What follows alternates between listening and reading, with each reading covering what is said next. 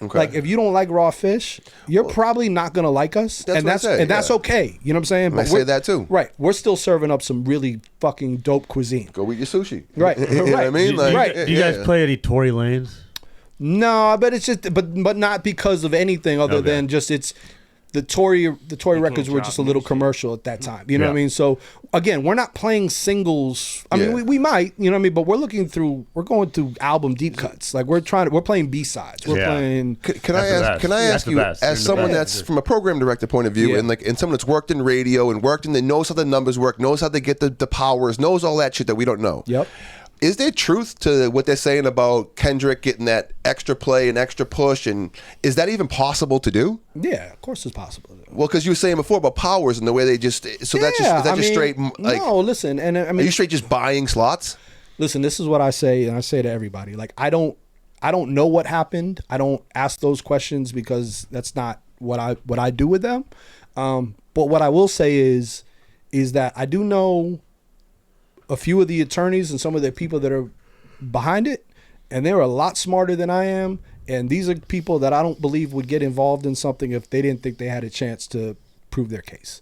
So how it all plays out, it plays out, you know, but there's some really, really smart people that are behind it, and we'll see how it goes. Like, and I'm not trying to dodge your question, but I don't know how it all I get why you got to answer the way. I understand the whole thing. I mean, and I'm being... you said you're not biased. You said you're straight up. I'm biased. 100%. Yeah, I respect that. But I don't know how... and my question wasn't kind of just to get you in a spot. It was more like, is that even a possible thing? Is there payola in radio? Yeah, yes. You know, is it if you're a doctor and you know I work for a pharmacy and I'm trying to get you to hey, could you just recommend this pill to your patients? Well, there may be some stuff that takes place, right? So, do I think it's widespread in radio? No. Do I think it's do I think salespeople push things to people and there may be transgressions in anything in that space? Yeah, of course. In fairness, there's never really been a lawsuit though that explicitly that picked this out like this.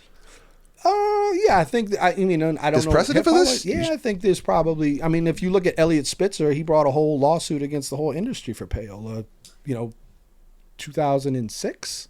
Elliot Spitzer, the Attorney General in New York City. He brought his whole thing. His whole campaign he wrote on was payola. So it's been documented. And again, I don't know what happened here. Once again, I'm not trying to get you some salacious shit because I don't want to fuck with all that. But at the same time, there are questions to ask. Like, it's just interesting, because obviously, in hip hop, no one's ever sued before like that. Call them up. Well, here's why I'm also going to stop you a little bit, right? Like, we keep going back on this hip hop thing, and okay, cool. I agree with what you want to say. Hip hop, this ain't hip hop. And again, and just for the purpose of again. No, feed into this. No. Well, it's just, listen, it's like, this is a form of, it's rap music, right? And so, and I'm also very, and it's funny you bring up Chris all the time because, I've known Chris for a minute. He's such a fucking, hardcore, whatever. And he's worse than me. No, and it's all good. I love it. I respect it. Screwed. But for me, his favorite and this is my take on it. This is my take on it. Is that, music is a form of art. You know what I'm saying? I think if you want to be even remotely successful sitting in the seat that I'm in or something similar, that judging what is and what isn't hip hop is an absolute death sentence. So for instance, it correlates very hand in hand with the way that I look at people go the Jordan LeBron debate, right? I was there for the Michael Jordan generation. I saw it with my own eyes. Michael Jordan's the greatest basketball player of all time. No question.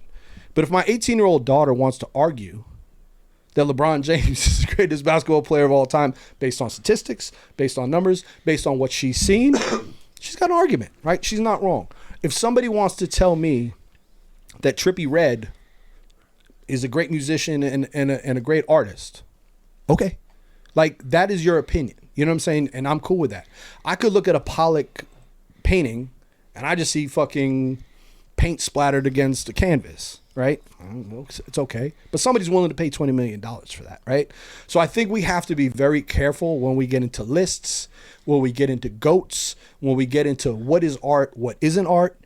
if somebody's going to consume something and somebody's going to pay for it and somebody is going to tell you that this is valuable to them, then that shit is art, man. Like, and again, is it hip hop? Well, I mean, it by the true definition of hip hop, none of this shit has been hip hop for a very long time. Thank you. And that's and again, that's okay. Like that's fine. It's like is Kendrick any more hip hop than Drake? No. Kendrick's a great rapper. Drake's a great rapper, great artist.